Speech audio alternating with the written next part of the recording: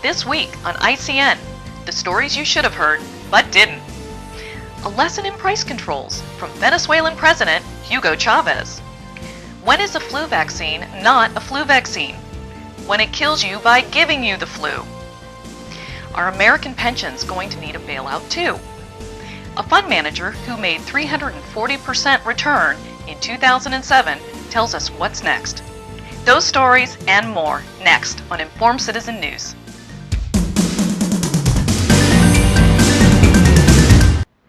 Hello and welcome to ICN, Informed Citizen News, March 8th, 2009.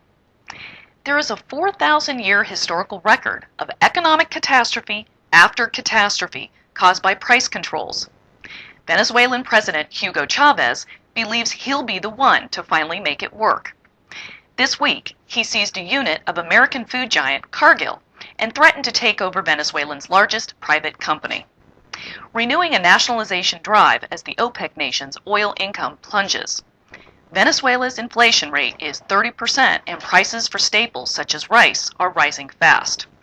The root cause of rising prices is inflation. Inflation is the increase in the amount of money in circulation without a proportionate increase in goods and services. In other words, too much money chasing too few goods. The source of too much money is either the government or their central bank. When the government freezes prices, a producer cannot make goods cheap enough to make a profit at the dictated government price. So they don't make it, which results in food shortages. Or if they do make anything, then it goes on the black market. These problems feed on themselves. Governments print money, prices rise, price controls get instituted, governments print more money to subsidize producers, and then more inflation. Venezuela will get worse before it gets better, and if we're not careful, then the U.S. is sure to follow Chavez's lead. Speaking of rising food prices, the nation's big grocery chains contend that food manufacturers have raised prices too fast and too far. At issue are surging wholesale prices for products such as Nestlé's Dreyer's ice cream, which rose 14% since last April. The nation's big grocery chains contend that food manufacturers shouldn't be raising prices since there's been a large drop in commodity prices for fuel, corn, wheat, and other important commodities in recent months. The food companies disagree and say they're still coping with many rising prices themselves. Is this the first sign of inflation stemming from the U.S. government's unprecedented money creation? Wouldn't that be just perfect to get inflation while the banks and stock markets are collapsing? Staying with the inflation theme, Kyle Bass, the hedge fund manager who made a return of over 300% in 2007, betting on declines on subprime mortgages, said, "Investors need to protect themselves against central banks printing money to cover up their mistakes."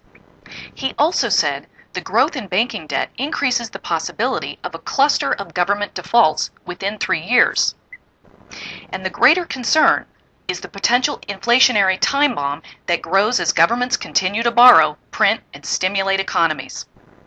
Mr. Bass concluded by advising, "The government will steal your hard-earned savings with their printing presses, and it's time to defend yourselves from this insidious crime by getting into precious metals and other inflation hedges." Now on to an even more frightening news story, and not a peep from the mainstream media. Live avian flu virus was mistakenly shipped as flu vaccine to 18 countries. The avian flu, also known as bird flu, has been contracted by 373 people, where 63% of those died.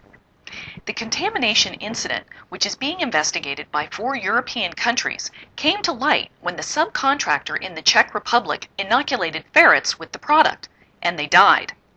Ferrets shouldn't die from exposure to human flu viruses. While avian flu doesn't easily infect people, other flu viruses do. If someone is exposed to a mixture of the two, which this shipment contained, they could have served as an incubator for a hybrid virus able to transmit easily to and among people. Imagine a flu virus that spreads easily and is 63% fatal. Baxter International, the company responsible, hasn't shed much light, at least not publicly, on how the accident happened. Earlier this week, they called the mistake the result of a combination of just the process itself and technical and human error in this procedure. Baxter couldn't reveal more information because it would give away proprietary information about Baxter's production process. We don't know which is more frightening, that a pandemic flu virus was almost released, or the fact that not one mainstream media news organization covered this story.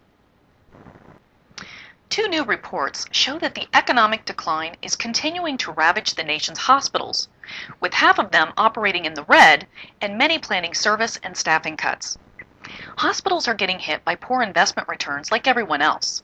People are putting off elective surgery, which produces high-margin revenue. Insurance companies are tightening the belt, and the number of patients without insurance or the means to pay their part of the bill is on the rise. If hospitals go broke, then the government will step in and the taxpayer will get the bill. ICN has previously covered the nationwide epidemic of underfunded pensions. Typically, pension assets are 60% invested in the stock market, and we all know how that's gone. Bloomberg reported this week that many city and state pensions have had to raise pension bonds to cover shortfalls. The way this works is cities borrow billions from investors at 6%. The pension managers invest the borrowed money with the goal of obtaining an 8% return. The 2% difference goes to the pensioners. As we know, the stock market has crashed over 50% from its high, so not only did they lose 50%, but they still have to pay back the borrowed money, plus 6% interest. Yipe. Pensions also have a lot of flexibility on their accounting, so it can be difficult to get the truth out of the annual reports. Enron seemed to be an isolated incident 8 years ago. But it's now looking like our whole economy was based on fraudulent accounting in order to make the numbers look good. The world is seeing that the prosperity of the last few decades was based on debt and cooking the books. Now for the rapid fire segment to close out the remaining stories of the week. 1 in 5 mortgage holders are now underwater, owing more on their home than their home is worth. If home prices fall another 5%, which is likely, then 1 in 4 people with a home mortgage will be underwater. In related news, 1 in 8 people with a mortgage are at least 1 month late on their payments, and a staggering 48% of subprime borrowers are late with their payments. Scary numbers indeed, and they keep getting worse. There is a lot of talk about America following Japan's 1990s model for managing this financial crisis. Japan bailed out banks and pumped money into the economy. Japan's stock market hit a high of 38,900 in 1989. Almost 20 years later, their stock market is still 80% off its high. Imagine the Dow falling to 2,800 and staying there until the year 2030. This is the road that our Federal Reserve, Treasury, President, and Congress are taking us down. Keeping an eye on Eastern Europe, the Armenian dollar dropped 30% in a few hours last week, putting that country at more risk of imploding. International financiers will say, without wanting to be quoted, that the Ukraine is already, for all practical purposes, bankrupt. Some inside sources say that the Ukraine has a large payment due this week to Russia for natural gas supplies. Add to that, customers of Ukraine's banks cannot withdraw any of their cash. Hate to end on a bad note, but we could be weeks away from seeing the next country collapse. Thanks again for joining us. We don't make the bad news, we just report it. So please share our channel with your friends and family who need to see the real news.